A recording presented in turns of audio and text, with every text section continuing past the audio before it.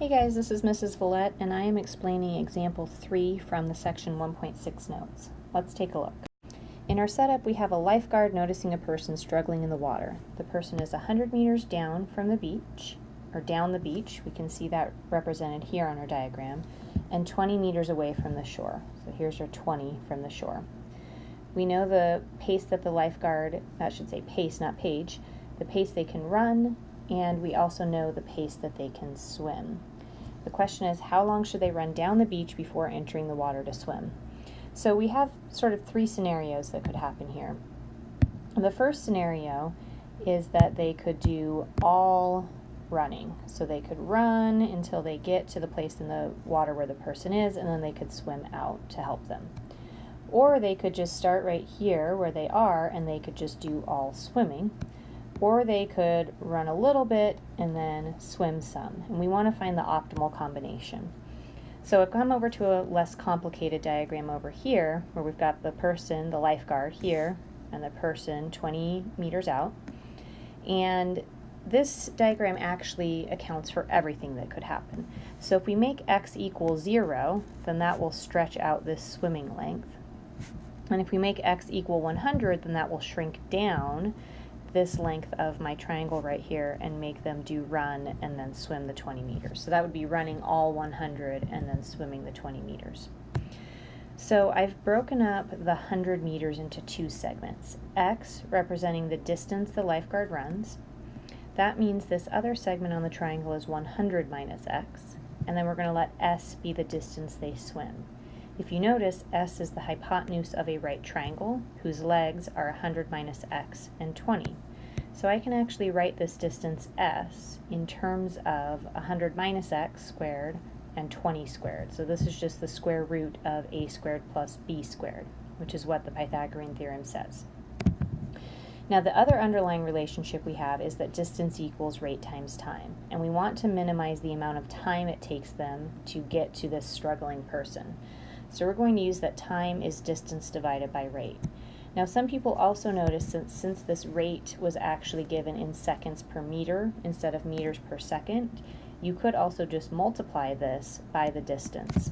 I did it as division though, so for running, the time that they run will be x meters divided by, they can go 1 meter in 1.5 seconds. When you invert and multiply, the units will cancel and you'll get 1.5x seconds. Now we do the time swimming. So the time swimming is the distance swimming, which we called s, right up here, divided by the rate that they swim at, which is 1 meter per 2 seconds. And when we invert and multiply, that 2 becomes the coefficient, the meters cancel, and we get 2 root of the square of 100 minus x plus the square of 20 seconds. Their total time is adding these 2 times together. So here we have our time running, here we have our time swimming, and we add those 2 quantities together. At this point, we're wanting to minimize the total time, so we create a graph in Desmos. If you compare the formula I had for total time here and the formula I've input into Desmos, you can't see the other part, but just trust me, there's a plus 400 there. We can see that the function, after we adjust our scale appropriately, and we use the little wrench symbol right up here to adjust the scale, if I adjust the scale, I get that there's a minimum of 77.322 and 176.458. So the 77 is the x, and if we go back to our original diagram, the x was how far down the beach they are going to run before they swim in the water. The output to our function is the, I shouldn't have called this d of x, I should have actually called it t of x. The output is the time. So when I look at this minimum value, this is actually saying run down the beach 77.322 meters, and it's going to take them a total time of 176.458 seconds. So as I stated in class, things are not looking good for this person. So you can see our conclusion. The graph shows a minimum at 77.322 meters, 176.458 seconds. We also do need to check the endpoints, which is all swimming, which is the y-intercept. The y-intercept happens to be 203 seconds. And then if you do running all the way until they reach them and then swimming, that'll be 190 seconds. And the way that I got those, I actually just clicked on the y-intercept in Desmos. You can't see it here, but the y-intercept was 203. But this other point, I actually had to ask Desmos to evaluate my distance formula at 100. And that's why I used function notation here. I have the d of x.